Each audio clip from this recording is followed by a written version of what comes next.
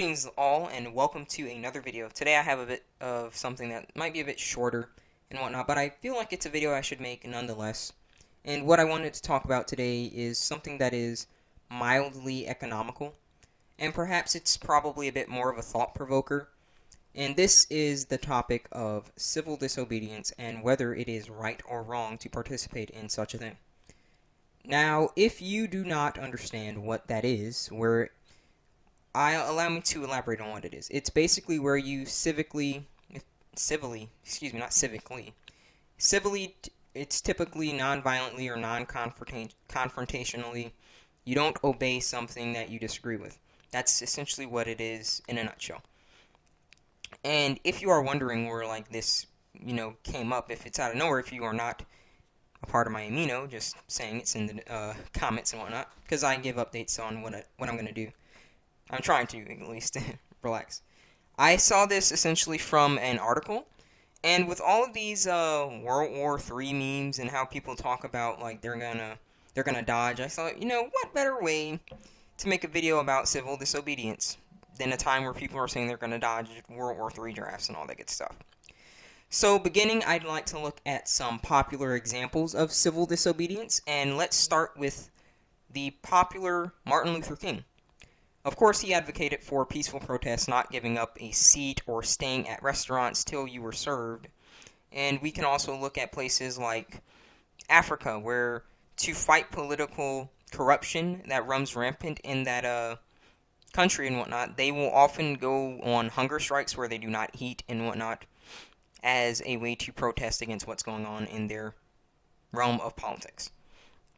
And civil disobedience isn't really anything new, nor do you actively have to really break a law or something to participate in it.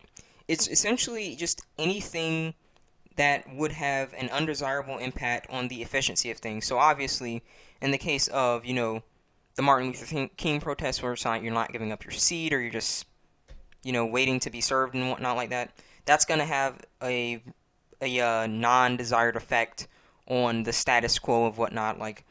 The establishment doesn't want to serve you, so they're like, oh, move. And about the whole Africa thing, people obviously working, and when they're hungry, are going to work a lot less efficiently than if they actually, fed themselves and whatnot. So it does have an impact on the status quo and on the efficiency of things, which is how I can speak. Holy cow! Which is the biggest impact that is going to happen if someone participated in such a thing like that. And obviously corporations want to make money, so they're like, hey, we can't have people, just not doing the best that they possibly can do. And so you can obviously see where they're going to have an issue with this. So, having described that, let's talk about whether it's right or wrong. Now, I'm not saying that, what I give and whatnot is going to be the proper answer and it's the permanent answer and I have all the answers. It's really just this thought-provoker video. It's not really meant to be some really drawn-out philosophical crap. It's really just me talking about this issue. Well, not issue, but it's more of a topic. It's really just me talking about this topic and giving a kind of analysis from what I see. Now, as one who has an issue with something, there are many ways that you can handle that. There are direct ways, there are indirect ways, and considering that we have non-violent ways and violent ways, and people these days, they go pretty darn far to fight for what they believe in, frankly, and whatnot. They even get pretty lethal these days. I've seen plenty of times, where some guy is shooting firearms or throwing harmful projectiles at this person that they don't like because they disagree with something that person is advocating for. So it's clear that people are dead set on their motives and objectives to get some change to happen and whatnot. So this comes down, once again, to the whole civil disobedience, the fact that, once again, obviously, you're not really going to be helping the situation, you're not really going to be helping the efficiency of things run smoothly and whatnot. So the question of it is, even though that's having a negative impact on whatever you're a part of, whether that's a business, a corporation, a restaurant, whatever it is, you disobeying the required rules and whatnot. Let's just talk about this. considering how people act these days, and considering the dangerous way that people display their beliefs and their opinions, I can't really say that I personally think that there's anything wrong with being just not obeying something that like disagree with. Like, I don't think that there's anything wrong with that. And considering that basically civil disobedience is probably the most popular way that change has occurred, as we see with people like Gandhi and MLK, where they chose not to fight physically, but verbally, or just simply refusing to do something that they obviously thought was wrong to them and they disagreed with.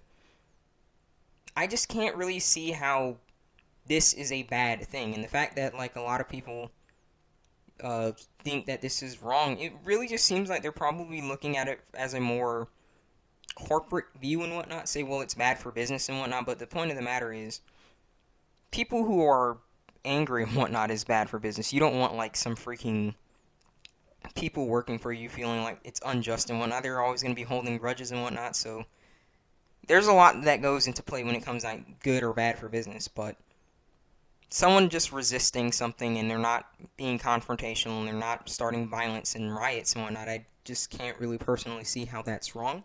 It's really just a group of individuals, or just an individual in general, expressing their disdain towards a practice or a law that they just simply do not agree with. And with that being said, that is going to bring my short video on civil disobedience to a close. I know it's pretty short, but there's no reason to draw it out. It's just a short little discussion video about it. Just want to let you all know that I have, or it might be processing right now, but I have uploaded and recorded my first episode of my podcast. It's going to be called the Hunter's Dreamcast on BitChute. Please do feel free to have a watch and give it a listen. I talk about some family issues and my take on it and whatnot. It may seem like it's kind of just like the same format as my videos, but it's just more, I'm a more like discussion channel, so with that, I don't really try and, like, study anything. It's really just me giving my thoughts and whatnot, because I can talk for a long period of time. And I also chose to upload it on BitChute for a few reasons. One is, if I say anything that offends people on YouTube, the way that YouTube is now, I don't want to risk, like, having my channel get terminated or copyrighted or just false flagged because someone got offended by me. So I just put it on BitChute to be safe. I know that many people may not go there to watch it, and that's fine, but those who do, you will be greatly appreciated, and please do let me know what you think of BitChute if you do in fact visit. Also, just want to let you know that since YouTube censors content, the best way to support my channel will be to subscribe and hit that bell, as that is how you will see my video updates. Otherwise, you won't see them, because that's just how YouTube is. As always, rate the video what you think it deserves, someone you want to see in the future in the comments below. Feel free to check out the amino, it's linked in the comments, and I will see all of you in the next video. Take care.